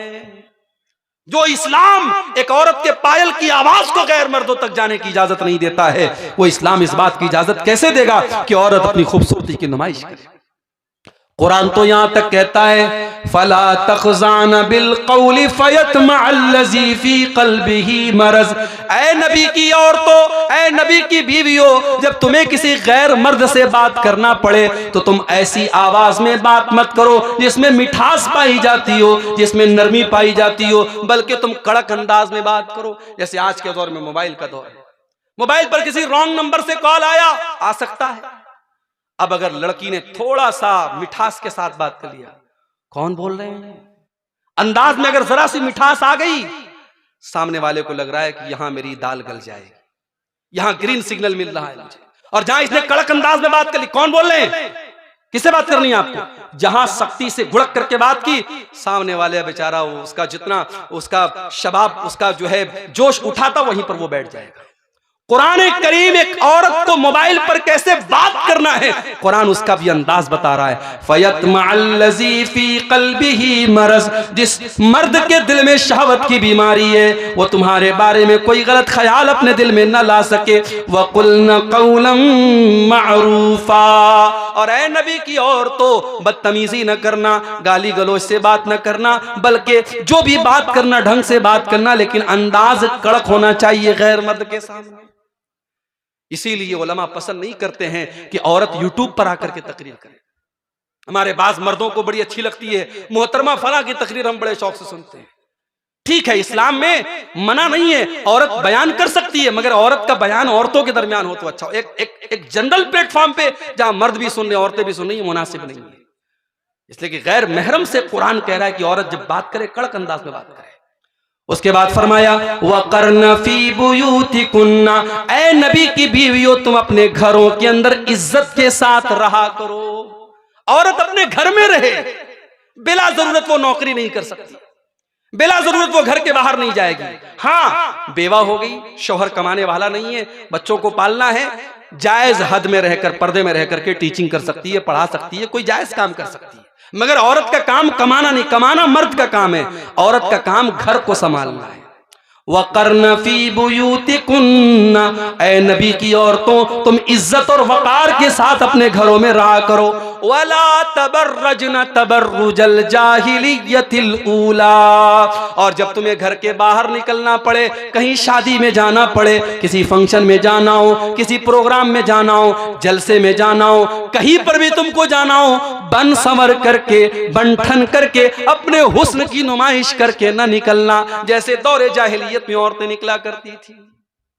इस्लाम तो यहां तक कहता है, अगर मस्जिद में औरत के नमाज पढ़ने का इंतजाम है, औरत मस्जिद में नमाज पढ़ने आ रही है, तो वहां पर भी वो खुशबू लगा करके ना आए। अगर वो खुशबू लगा करके आती है, अल्लाह के प्यारे नबी फरमाते हैं, वो वापस जाए और गुस्ल करे, और जब तक अपने बदन से खुशबू का वो असर नहीं हटा देगी, उसकी नमाज अल्लाह ताला क्यों कबूल नहीं। इस्लाम इस मामले में इतना सख्त है मेरे भाई। उसके बाद फरमाया, व अक़िम्नस सलाता व आतीनस ज़काता, ऐ ईमान वाली औरतों, नमाज कायम किया करो। अरे मौली साहब, छोटा सा बच्चा है, पेशाब कर देता है, यहां बेचारा शौहर महीने में 3-3 हजार रुपया बच्चे के पैम्पर पर खर्च कर रहा है, तब भी उसको कहती है कि पेशाब कर देता है, नमाज कैसे पढ़ूंगी। हजरत फातिमा ने क्या हसन हुसैन की परवरिश न की थी? क्या हजरत खदीजा ने अपनी बेटियों को पाला नहीं था? मेरी प्यारी माँ बहनों, उस जमाने में पैम्पर भी नहीं था, उस जमाने में लकड़ी जला करके आग जला करती थी, उस जमाने में गैस का चूल्हा भी नहीं था, उस जमाने में कपड़े हाथ से धोए जाते थे, उस जमाने में वॉशिंग मशीन नहीं थी। आज तो अल्लाह ने बहुत सारी नेमतों से आपको नवाजा है, आज तो गांव देहात में भी ये नेमतें पहुंच चुकी हैं। मेरी प्यारी माँ बहनों, नमाज पढ़ने में कोई बहाना न करना। नमाज अपने टाइम से आपको पढ़ना है, जैसे मर्दों के ऊपर नमाज फर्ज है, आपके ऊपर भी नमाज फर्ज है। बल्कि मैं तो कहता हूं, औरत के लिए जन्नत में जाना ज्यादा आसान काम है। आज तक आपने वो हदीस सुनी है, औरतें जहन्नम में ज्यादा जाएंगी। औरतें बेचारी एकदम डर गई, हम लोग जहन्नम में ज्यादा जाएंगे। लेकिन औरत जन्नत में भी जा सकती है। बहुत आसान तरीका बता रहा हूं, 4 काम कर ले, औरत जन्नत में चली जाएगी। अल्लाह के प्यारे नबी फरमाते हैं, अय्युमम्रातिन सल्लत खम्सहा व सामत शहरहा व अताअत ज़ौजहा व अहसनत फरजहा। जो औरत 5 टाइम की नमाज की पाबंदी करे, रमजान का रोजा रखे, अपने शौहर की इताअत करे और अपनी इज्जत व आबरू की हिफाजत करे, दखलत मिन अय्यि अबवाबिल जन्नति शाअत, जन्नत के 8 दरवाजे उसके लिए खोल दिए जाएंगे। ऐ अल्लाह की नेक बंदी, तू जिस गेट से जन्नत में जाना चाहे जा सकती है। ओ मेरी प्यारी माँ बहनों, अगर जहन्नम में औरतें ज्यादा जाएंगी तो आप ये क्यों भूल गई कि ऐसी औरतें भी इस दुनिया में पैदा हुई हैं, जिनको मरियम कहा जाता है, जिनको आसिया कहा जाता है। आसिया फिरौन की बीवी, फिरौन जैसे जालिम इंसान की बीवी। फिरौन इतना बड़ा जालिम है और अल्लाह ने उसकी बीवी को ईमान वाला बना दिया। और ये अल्लाह की नेक बंदी जब अल्लाह के ऊपर ईमान लाती है, फिरौन अपने महल से निकाल देता है और जंजीरों में जकड़ देता है। अपने महल को छोड़ करके, अपने शौहर की हवेली को छोड़ करके जेल की तारीकी में, जेल के अंदर अपनी जंजीरों में जकड़ी हुई फिरौन की बीवी अल्लाह से दुआ करती है, रब्बि इब्नि ली इंदक बैतन फिल जन्नह व नज्जिनी मिन फिरऔन व अमलिही व नज्जिनी मिनल कौमिज़ ज़ालिमीन। आय अल्लाह, तेरी तौहीद के लिए, तेरे दीन के लिए, आय अल्लाह मैंने फिरौन का महल छोड़ दिया। आय अल्लाह, अपनी इस बंदी को तू जन्नत में एक महल अता फरमा दे। आय अल्लाह, इस जालिम फिरौन से मुझको नजात दे दे। अल्लाह ने कयामत तक के ईमान वालों के लिए फिरौन की बीवी को आइडियल और नमूना बना दिया। इसका मतलब यह हुआ, अल्लाह के यहाँ यह नहीं देखा जाएगा कि रिश्ता कैसा था, अल्लाह के ये देखा जाएगा किरदार कैसा था। हजरत नूह अलैहिस्सलाम की बीवी और हजरत लूत अलैहिस्सलाम की बीवी, दोनों नबियों की बीवी उनके ऊपर ईमान नहीं लाई। इतने बड़े नबियों की बीवी ईमान नहीं लाई तो कुरान कहता है, फखानताहुमा फलम युगनिया अन्हुमा मिनल्लाह। हजरत नूह अलैहिस्सलाम की बीवी जहन्नम में जाएगी, हजरत लूत अलैहिस्सलाम की बीवी जहन्नम में जाएगी। नबी की बीवी है और ईमान नहीं लाई तो जहन्नम में चली गई, और फिरौन की बीवी है और ईमान लाई तो जन्नत में चली गई। मेरी प्यारी माँ और बहनों, आपका किरदार ऐसा होना चाहिए। आपके लिए मिसाल मरियम है और आपके लिए मिसाल आसिया है। कुरान कहता है, व अक़िम्नस्सलात, नमाज कायम करो, व आतीनज़्ज़का, ज़कात दिया करो। औरत जो जेवर पहनती है, औरत जो कंगन पहनती है, जो गले में हार पहनती है, जो कान में ईयररिंग पहनती है, अगर सोने का हार है, सोने का जेवर है और 85 ग्राम या उससे ज्यादा का है, और चांदी का जेवर है और 595 ग्राम या उससे ज्यादा है, उस पर साल में 2.5% ज़कात देना है। औरत को अगर शौहर ज़कात निकाल दे बहुत अच्छी बात है, अगर शौहर नहीं निकाल रहा है तो बीवी को उसकी ज़कात निकालनी पड़ेगी। उसके बाद अल्लाह फरमाता है, व अतीनल्लाह व रसूलहू, ऐ ईमान वाली औरतों, तुम अल्लाह की इताअत करती रहना और रसूल की इताअत करती रहना। इन्नमा युरीदुल्लाहु लियुज़हिबा अन्कुमुर रिज्सा अहलल बैति व युतहिरकुम तत्हीरा। ऐ नबी के घर की औरतों, अल्लाह ये हुक्म इसलिए दे रहा है क्योंकि अल्लाह तुमको हर गंदगी से पाक और साफ करना चाहता है। उसके बाद फरमाया, वज़कुरना मा युतला फी बुयूतिकुन्ना मिन आयातिल्लाहि वल हिकमा। ऐ नबी की औरतों, तुम्हारे घरों में कुरान और हदीस का दर्स होता है, कुरान पढ़ा जाता है और हदीस पढ़ी जाती है, उसको याद किया करो। आज हमारी औरतें कुरान और हदीस क्या याद करेंगी? बरेली का न्यूज आपने सुना होगा, मदरसे में पड़ी हुई लड़की आज मुर्तद हो गई और किसी गैर के साथ भाग गई। ये हालात हो गए हमारे मुल्क के। हमारी मुसलमान बहन गैरों के साथ फरार हो रही है। मेरे भाइयों, कहीं ना कहीं पानी मर रहा है, कहीं ना कहीं हमारी तरबियत में कोताही है। हमने अपनी बच्चियों को कुरान तो पढ़ा दिया किसी मौलवी साहब के जरिए, मगर कुरान का मतलब नहीं पढ़ाया। हमने अपनी बच्चियों को कभी मदरसे में नहीं भेजा। बच्चियां स्कूल गई, कॉलेज गई, यूनिवर्सिटी गई, पढ़ तो लिया, लिख तो लिया, एजुकेटेड तो बन गई, मगर हमारी बच्चियों को दीन के बारे में कुछ नहीं पता। अल्लाह के वास्ते होश का नाखून लो, अपनी बच्चियों को दीन सिखाओ, अपनी बच्चियों को इस्लाम सिखाओ, अपनी बच्चियों को तौहीद सिखाओ। इसीलिए हजरत अली फरमाते हैं कि कुरान की जो ये आयत है, अल्लाह फरमाता है कू अनफुसकुम व अहलीकुम नारा, अपने घर वालों को जहन्नम की आग से बचाओ। हजरत अली कहते हैं इसका मतलब क्या है, अल्लिमूहुम व अद्दिबूहुम, अपने घर वालों को दीन सिखाओ। ये मदरसे जहां बच्चे बच्चियां पढ़ रहे हैं, इन मदरसों के लिए आज भीख मांगनी पड़ती है। आज हमारे बंगाली जबान में वो बेचारे नज़्में पढ़ पढ़ के और शेर पढ़ पढ़ के आपसे चंदा मांगते हैं। होना तो ये चाहिए था आप खुद आगे बढ़ के देते। जिसकी 10,000 की ताकत है वो 10,000 देता, जिसकी 1,00,000 की ताकत है वो 1,00,000 देता। इन मदरसों के लिए भीख न मांगनी पड़ती। मगर हाय, आज इन मदरसों को हमने इतना कमजोर बना दिया। जब तक घर घर जाके लोग भीख न मांगे, ये मदरसे नहीं चल सकते। मेरे भाइयों, अपनी बच्चियों और बच्चों को इन मदरसों में दीन की तालीम दो, तभी आपकी बच्चियां बच सकती हैं। और कुरान ये भी कह रहा है मुसलमान के घर में कुरान और हदीस का दर्स होना चाहिए। इसलिए वक्तन फवक्तन, साल में आपने एक बार जलसा करा लिया, बहुत अच्छी बात है, लेकिन वक्तन फवक्तन किसी आलिम के जरिए या आलिमा के जरिए घर घर भी छोटे छोटे प्रोग्राम होने चाहिए। औरतों के मखसूस प्रोग्राम होने चाहिए। आज कितनी औरतें हैं, नमाज का तरीका उनको नहीं आता, वजू का तरीका उनको नहीं आता, गुस्ल का तरीका उनको नहीं आता, पाकी नापाकी के मसले उनको नहीं आते, तौहीद का मसला उनको नहीं आता, शिर्क क्या है उनको नहीं आता। कितनी औरतें हैं, कितने शिरकिया कामों में पड़ी हैं। मेरे भाइयों, कुरान कहता है वज़कुरन मा युतला फी बुयूतिकुन्न मिन आयातिल्लाहि वल हिकमा। ऐ नबी की औरतों, अपने घरों में कुरान और हदीस जो पढ़ा जाता है उसको याद करो। और आखिरी दो बात बयान करके बात खत्म कर रहा हूं, क्योंकि आप सर्दी में बैठे हैं, मुझे एहसास हो रहा है। मैं इस स्टेज पर बैठा हूं, यहां लोग बैठे हैं, सर्दी कम महसूस हो रही है, आपको ज्यादा महसूस हो रही होगी। दो बातें और आपके सामने रखता हूं। घर को अगर जहन्नम की आग से बचाना है मेरे भाई, घर में मोहब्बत पैदा करो। बीवी अपना हक अदा करे, शौहर अपना हक अदा करे। आज शौहर आते हैं, मौलवी साहब ऐसी तकरीर कीजिए औरत एकदम मेरी खिदमत गुजार बन जाए। औरतें ये चाहती है ऐसी खिदमत, ऐसी तकरीर करे कि शौहर बिल्कुल उनके ताबेदार हो जाएं। बीवी चाहती है शौहर उसका हक अदा करे, शौहर चाहता बीवी उसका हक अदा करे। आओ अपने नबी के पास चलते हैं। अल्लाह के प्यारे नबी सल्लल्लाहु अलैहि वसल्लम से पूछा गया अय्युन निसाई खैर, अय अल्लाह के नबी कौन सी औरत सबसे अच्छी औरत है। बड़े गौर से सुनना मेरी माँ, रात रात भर आपने तहज्जुद पढ़ लिया होगा।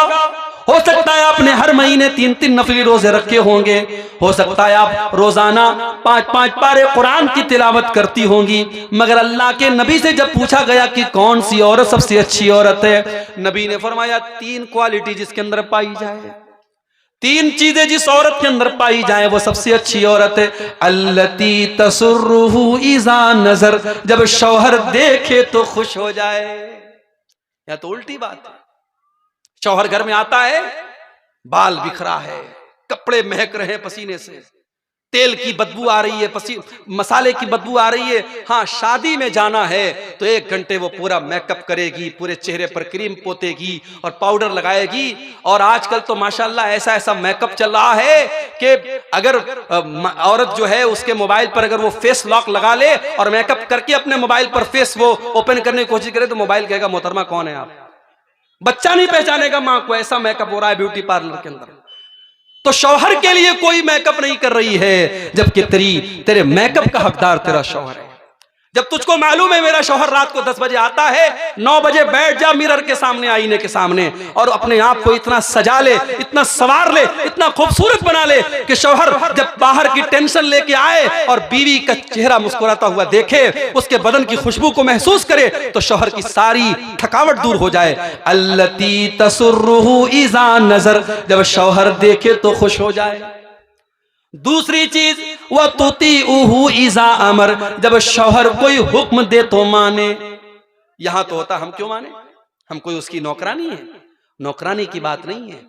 मियां बीवी का रिश्ता कोई मालिक और नौकरानी का रिश्ता नहीं है। मगर हाँ, स्कूल में एक प्रिंसिपल होता है, एक टीचर होता है, टीचर को उसी हिसाब से पढ़ाना जैसे प्रिंसिपल कह रहा है। अगर हर टीचर प्रिंसिपल बनेगा, स्कूल बंद करना पड़ेगा।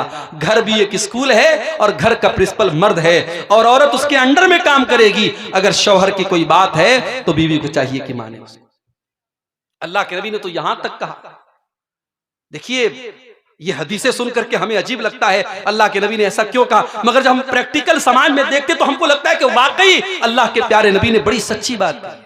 आपने फरमाया, अगर शौहर अपनी बीवी को अपने पास बुलाए, बीवी को चाहिए अपने सारे काम छोड़ करके शौहर के पास जाए। वह इनकान तालत तन्नूर, यहां तक कि अगर वो चूल्हे पर रोटी पका रही है, चूल्हे पर है, तब भी वो जाए। ये कौन सी बात हुई, बिल्कुल बात हुई। शौहर अपनी बीवी से 24 घंटे कभी भी उसको अपने पास बुला सकता है। और अगर बीवी के पास कोई शरई उज़्र नहीं है तो बीवी को जाना चाहिए।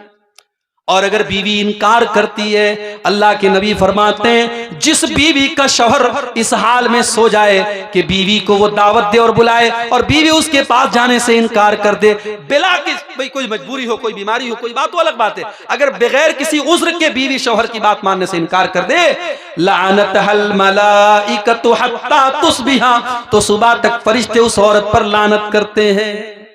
लेकिन यहां ये बात याद रहे कि ये मामला मियां बीवी का जो मामला है ये एक तरफा नहीं है।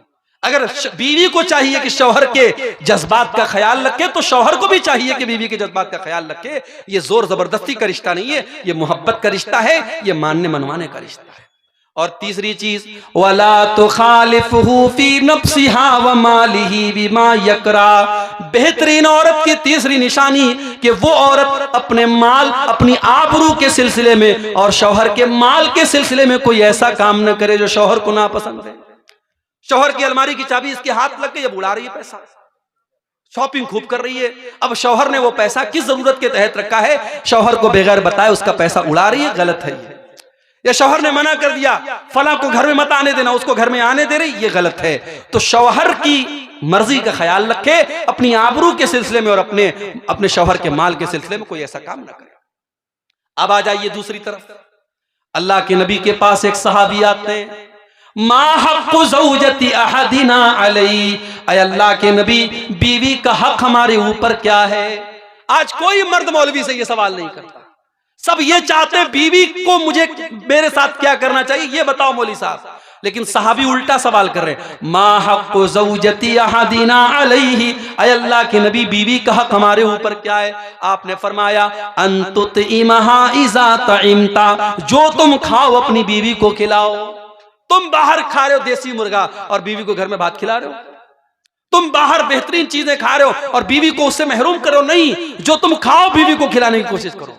वह तक्सुहा इज़्ज़त तसईता, और जिस मेयार का कपड़ा तुम पहनते हो उसी स्टैंडर्ड और मेयार का कपड़ा अपनी बीवी को पहनाओ। अगर तुम महंगे कपड़े पहनते हो, तुम ब्रांडेड कपड़े पहनते हो, तो बीवी को भी अच्छा कपड़ा पहनाओ।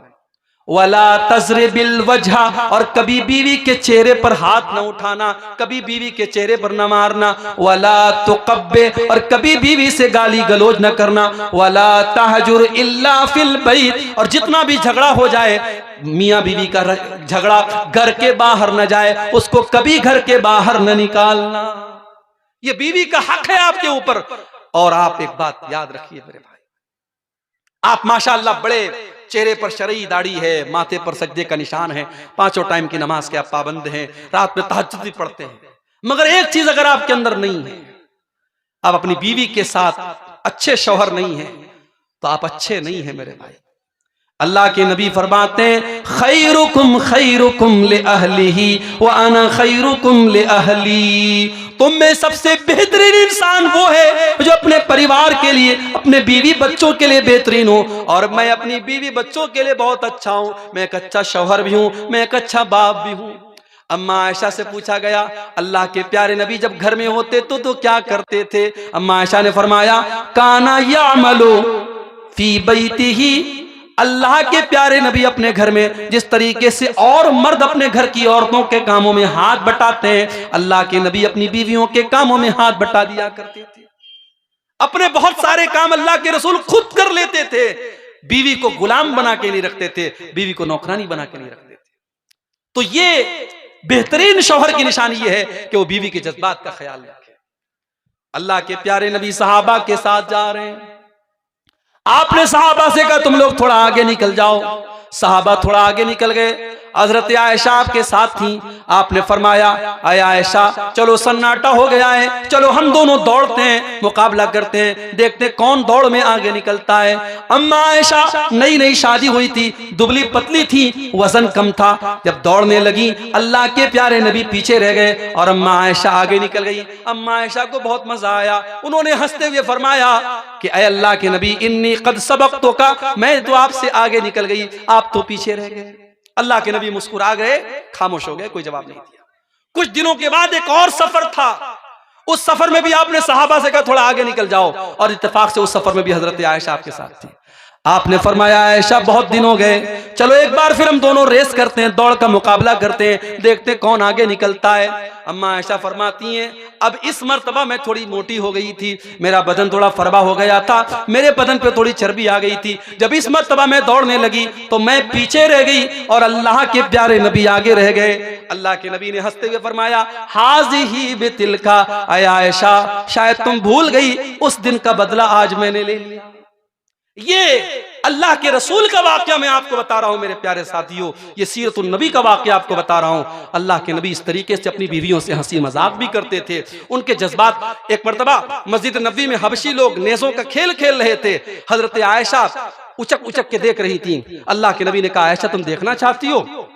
अल्लाह के नबी खड़े हो गए और हजरत आयशा अल्लाह के रसूल के कंधे पर सर रख करके उस खेल को देखने लगी और तब तक देखती रही जब तक थक न गई। जब थक गई अल्लाह के नबी ने कहा आयशा क्या बात है? कहा अल्लाह के नबी अब मैं अंदर जाती हूँ। अल्लाह के प्यारे नबी इस तरीके से अपनी बीवियों के जज्बात का ख्याल रखते थे। मेरे भाइयों रिश्ते मोहब्बत से चलते हैं, रिश्ते कानून के डंडे से नहीं चलते हैं, रिश्ते कुछ मान कर कुछ मनवा करके चलते हैं। बीवी ये सोचे शौहर मेरे इशारों पे नाचे, शौहर ये सोचे कि बीवी मेरी गुलाम बन जाए, ऐसे काम नहीं चलता है। ये मोहब्बत का रिश्ता है, ये सुकून का रिश्ता है। घर को अगर जन्नत बनाना है और घर वालों को जन्नती बनाना है तो हमें इन चीजों का लिहाज रखना पड़ेगा।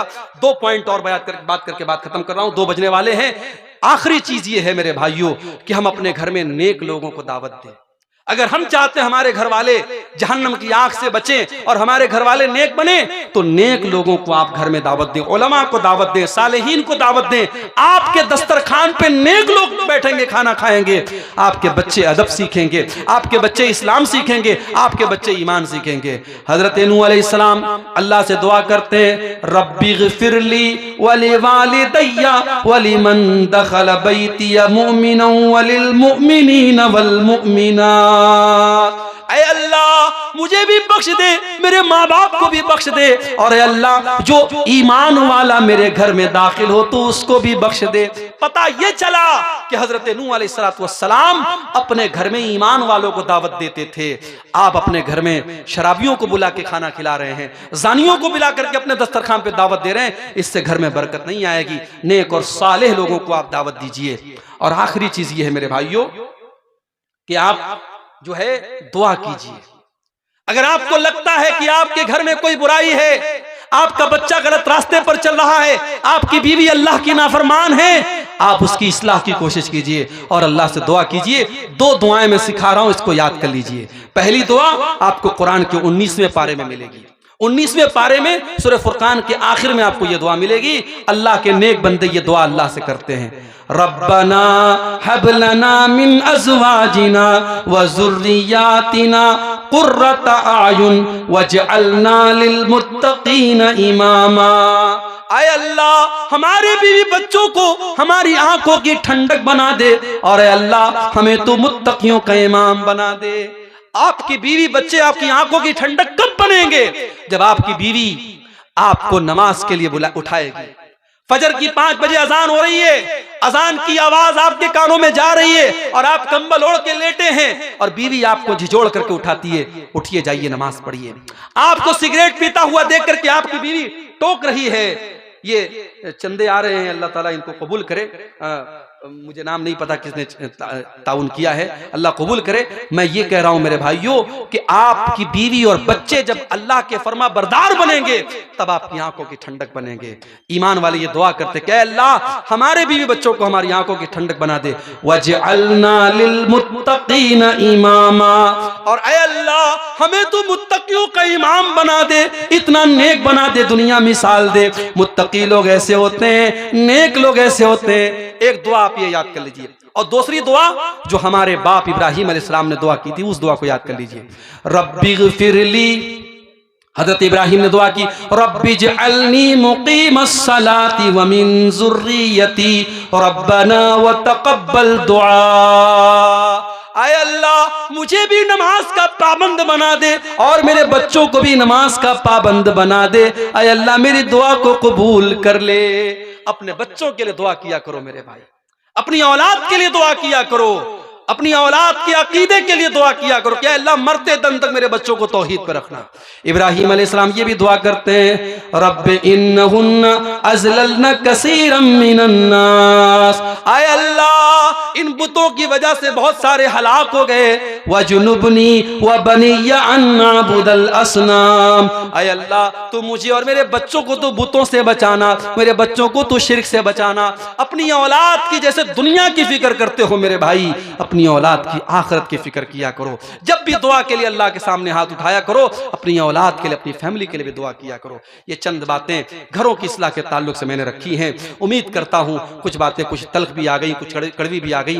पहली मर्तबा आपके इलाके में आया हूँ, इस उम्मीद के साथ मैंने ये बातें रखी हैं कि हम सिर्फ एक कान से सुन करके दूसरे कान से उड़ा नहीं देंगे, बल्कि हम अमल करने की कोशिश करेंगे। अल्लाह से दुआ है रब्बुल आलमीन हम सबको अपने घरों की इस्लाह करने की तौफीक अता फरमाए। अल्लाह हम सब में से जो बाप हैं उनको एक जिम्मेदार बाप बना दे, जो माएँ हैं उनको जिम्मेदार माएँ बना दे, जो बीवियाँ हैं उनको नेक और दीनदार बीवियाँ बना दे। अल्लाह हमारे घरों को जन्नत निशान बना दे। हम सबको कहने सुनने से ज़्यादा अमल करने की तौफीक अता फरमाए। रब्बना तक़ब्बल मिन्ना इन्नका अंतस समीउल अलीम व तुब अलैना इन्नका अंतत तव्वाबुर रहीम।